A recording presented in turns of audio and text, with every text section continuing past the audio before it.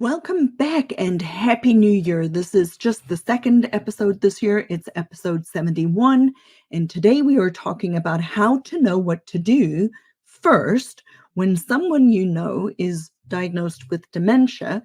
And if you're ready to join me on this journey, I invite you to subscribe to this podcast so you can join a community of extraordinary family caregivers who are navigating dementia in a different way, from going from reactive to proactive, so that you can protect what matters most to you, which is your relationships.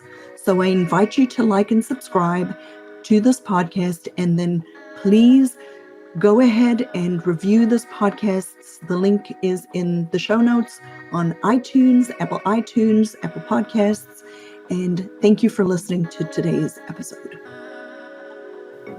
Hey there, success seeker. Welcome to Dementia Caregiving for Families. Do you feel overwhelmed with the daily struggle of dementia caregiving? Looking for an easier path? You're in the right place.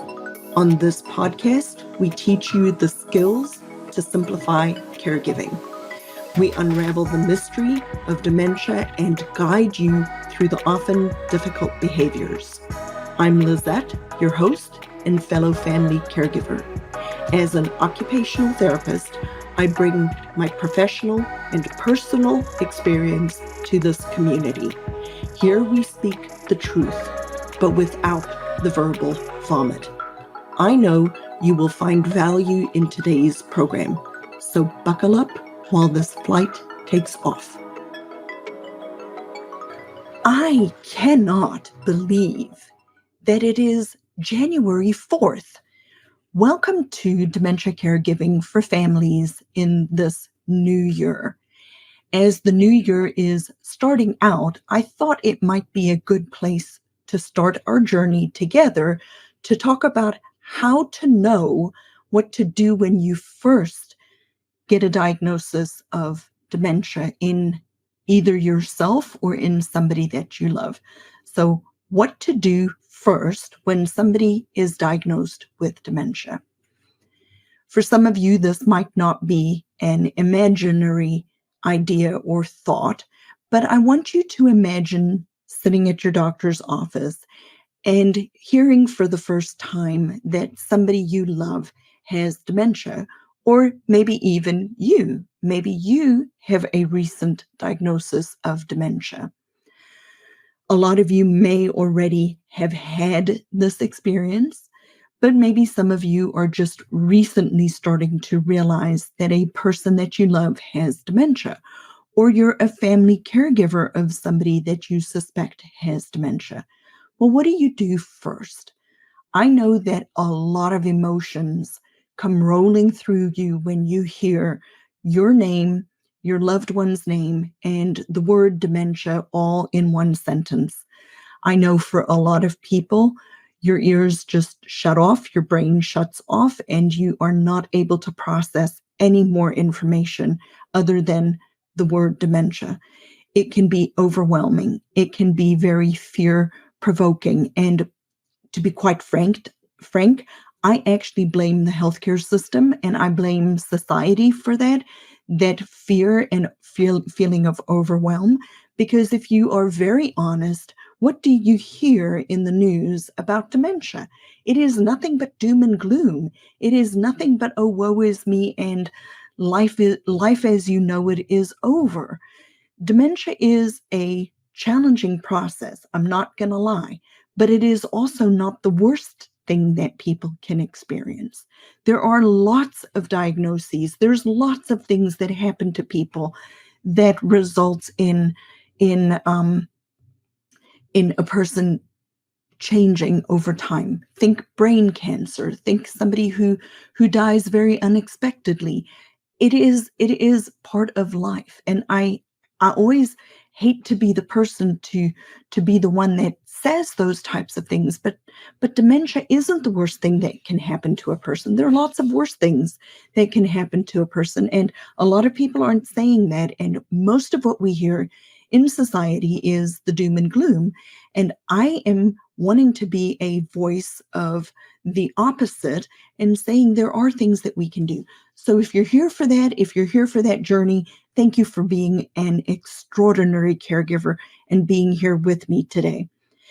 But for some people, it's a relief. And why is it sometimes a relief for a person to find out that somebody they love has dementia? It's a relief because it is a validation. It is a now I know what I'm dealing with. Now I can start to plan. Now I can look forward to the active things that I can do to control my circumstances. Yes, there are lots of things that we cannot control, but that's life. We cannot control whether the sun is shining today, like the sun is beautifully shining behind me through the window. We cannot control whether somebody we love is diagnosed, or passes away in a car accident. There's a lot that we cannot control. I understand that. But what we can control is how we respond to it. And that's what I'm here to talk to you about today. The very first thing that you need to consider doing when you get a new diagnosis of dementia. And this is counterintuitive to what a lot of people are going to tell you, because everybody starts with, you got to get your paperwork in order. Yes, it is important, but that is not where I want you to start. The very first thing I want you to do is just breathe. Take a breath. Take a deep breath. Dementia and dementia caregiving is a marathon. It is not a sprint. And unless you have some sort of a very unlikely type of dementia, we have time. We have time to do things. We just need to breathe. We need to sit with it and we need to breathe. And I want you to consider immediately not doing what most people want to do, which is stick their head in the sand and say it's not true. I want you to breathe and just say, yes, we have a new reality in our life, but now we will be working proactively and positively to address the changes, each one as they come, and don't hide it. Don't hide it from your children, from your spouse, from the people you love, from your church community, from your friends. You do not need to be an island by yourself, because society has made it such a stigma for people to have cognitive loss and cognitive changes that we believe that we need to do this alone. You do not need to do this alone, but start by just taking a deep breath. If you are very overwhelmed, if you are feeling like you cannot manage by yourself and you're in a crisis situation, I invite you immediately today to schedule a phone call with me, a free 20-minute phone call. I will help you at least point you in the right direction of the very first step that you and your family need to take next. You can do that by hopping onto Instagram and just messaging me, DMing me, direct messaging me the word call, and you will get the link to my calendar where you can schedule a call.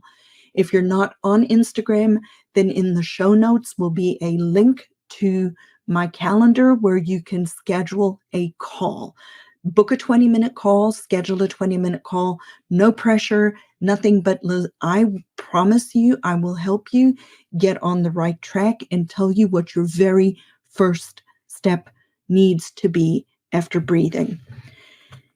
The second thing I want you to do is analyze. Now, what do you mean, Lizette? You want me to analyze. What do you mean by that? Well, many people, a lot of people will tell you, get your papers together, get your will together, get your healthcare power of attorney together, all of those things. And yes, you do need to do that if you do not have them. But that doesn't mean that it has to be the very, very first thing that you actively have to do. The very first thing you need to do is just stop and analyze. You need to know where you are and you need to know where you are going. Because if you don't know where you are going, then how are you going to get there? It's like taking a vacation when you just hop in the car and take off. I live in South Carolina. You could end up in Timbuktu. Well, you'd need to get on a flight for that one, but let's use a road trip, right? From here in South Carolina, I could go in multiple different directions, and if I go long enough, I could end up in Canada. Or if I go long enough, I could end up in Mexico. And I might not be intending on ending up in Canada because I don't have my passport. Or I may not want to end up in Mexico because I don't speak Spanish, right? You don't take a trip. You don't take a long vacation or a trip without planning ahead, without knowing where you're going, without understanding what your outcome is. And that is why I want you to analyze. I want you to analyze by just stopping and saying, what is the best outcome that I want for this journey? The reality of the matter is that if a person lives long enough with dementia, any person who lives long enough with dementia will need 24-hour care. They will. Not everybody who has dementia ends up needing 24-hour care because some people pass away from another cause before they get to that point of needing 24-hour care. But if you know that ultimately, if this person will live long enough and they will need 24-hour care, what are you wanting? What is your best outcome going to be? Then we can backtrack from that. But it's not just the outcome of the 24-hour care. It's the what do I want to achieve? I have worked with many people who their primary result, their primary outcome that they want from a dementia caregiving journey is to have maintained their relationships. And what I mean by that is like their relationships with their siblings, or like in my case, my relationship with my husband, my relationship with my sister, my relationships with my children, and my relationships with the people that I'm helping, my parents. So you have to know what your ultimate outcome is, because everything we do, we're going to backtrack off of that in order to make the decisions for the next step and for the next step and for the next step. So if you know where it is that you're going, then we can figure out how to get there, like planning a vacation. Many other people are going to want to immediately hop online and research dementia. And I would strongly encourage you not necessarily to just sit online and go and Google research dementia and dementia caregiving, because that is like trying to drink water from a fire hydrant, and it can be very overwhelming. And I also would caution you, I'm not saying don't do it, but I want to caution you about joining 50,000 Facebook groups, free Facebook groups, support groups on Facebook, without being very selective about which groups you join. There are two types of groups on Facebook related to dementia and dementia caregiving. There is the really, really large Facebook group where people feel very protected and very anonymous, and this is where they go blah, they do the verbal vomit, they just throw everything negative and doom and gloom out there because they're frustrated and overwhelmed because they didn't necessarily take the steps at the beginning of their process to put things in place to make it easier for them. I'm not saying that there isn't information out there that is valuable in those Facebook groups. I have a free Facebook group. I curate it very closely. I do not let people just have negative feelings and verbal vomit on there. Yes, people express their emotions. Yes, people express their frustrations, but we are an active, problem-solving, solution-oriented group for family caregivers in order for you to actually take action steps. So you will find support, but it's not going to be the verbal vomit.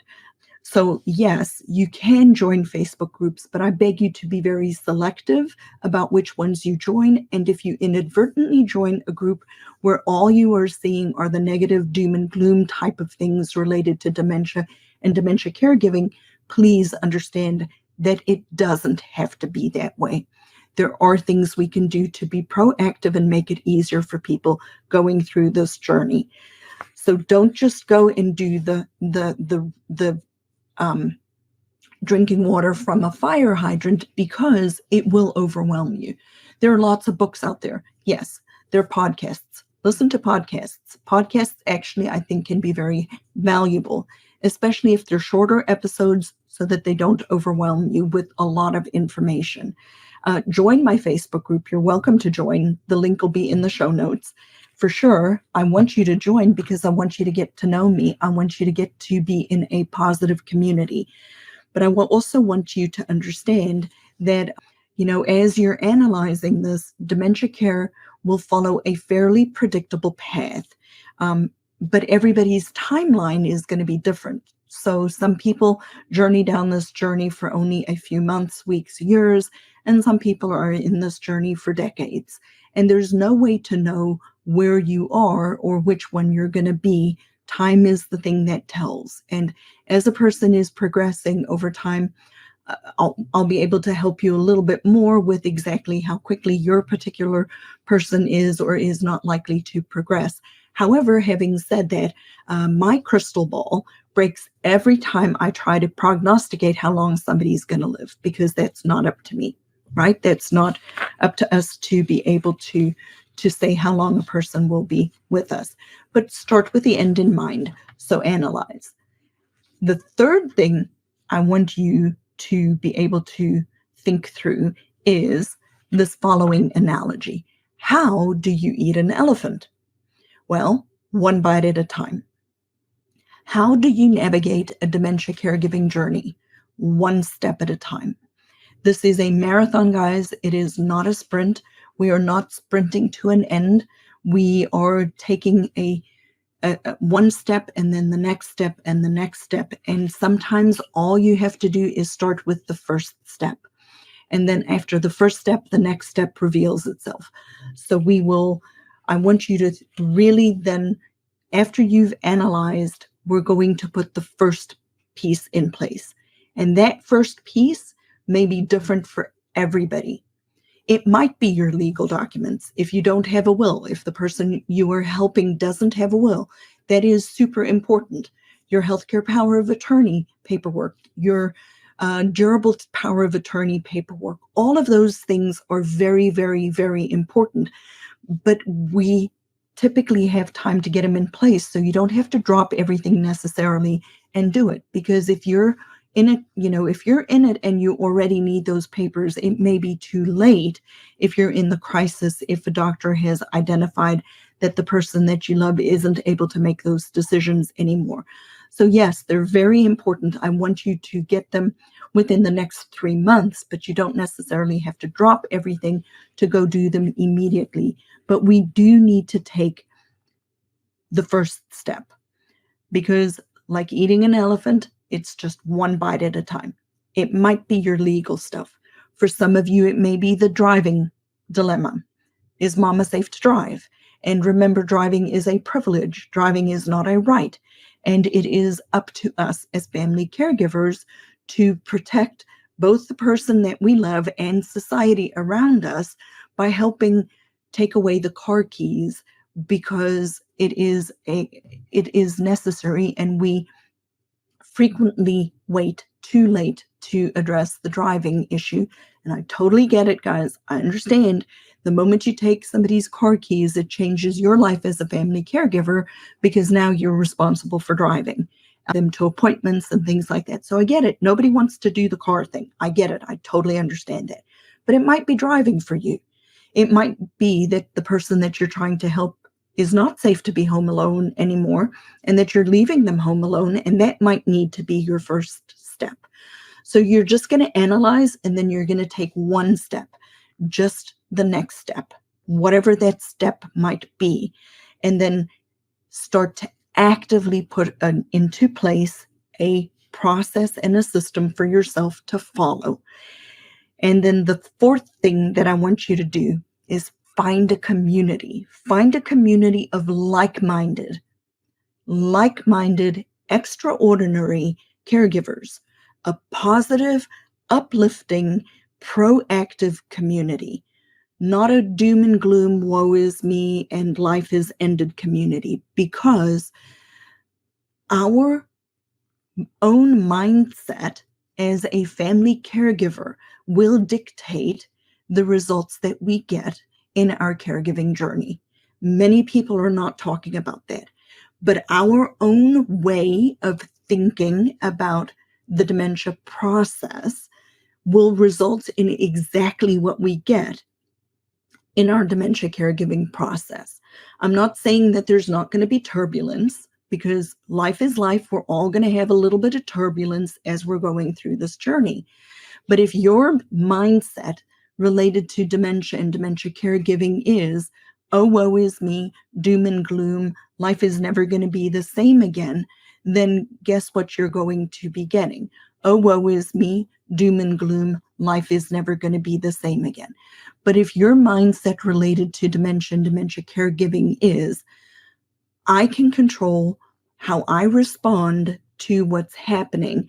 I choose to be an active participant, and I choose to put into place structures and techniques and take the next step and the next step and the next step actively, and I work on my own thinking processes related to this, then you will have a much better experience going through dementia. You will create moments of joy. You will still have dignity. Your person can live with a lot of autonomy because you are supporting them. It makes an entirely different journey for you if you choose to think through your dementia caregiving journey just from a different perspective. I'm not saying that you're not going to have hard days, but guess what? That's what I'm here for.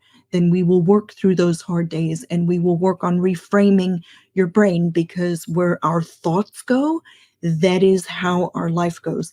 I know without a shadow of a doubt, for me, every single time I had a negative thought or a bad attitude or a difficult night's sleep or whatever it was as a family caregiver to my dad when I was taking the car away, and I walked in there, and then he and I would go whoosh, and life would be very stressful and extremely difficult.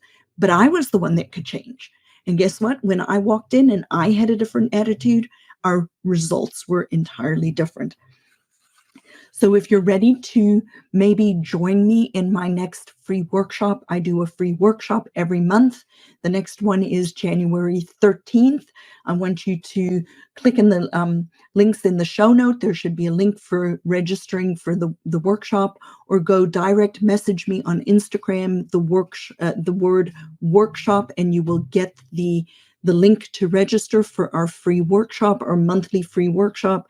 I teach you 3 things on this workshop. So go join and come to this, get to know me a little bit better. If you're ready to work with me a little bit closer, if I resonate with you and you like what you're hearing and you're ready to be proactive in your dementia caregiving journey, then I invite you to send me the word apply on direct message me the word apply in Instagram, or click the link in the show notes below and apply to work with me. I am very selective of who I work with. I am not willing to work with people who aren't willing to put in the work.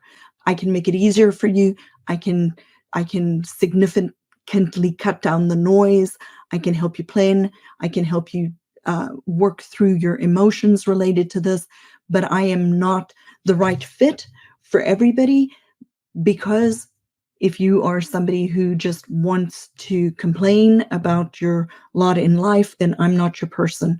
Then I invite you not to apply. But if you are the proactive person, if you do want to actually take the right steps and get on the right journey, then please apply to work with me. Like I said, I'm very selective with who I work with, mostly because I'm protecting my own heart and my own energy and my own mind through this process, because I have to have the energy for this marathon. So direct message me on Instagram, apply if you're ready to apply, or the word workshop if you're ready to join the workshop, Or if you are desperate and need a little bit of help, just send me the word call, and I will see you in the next episode.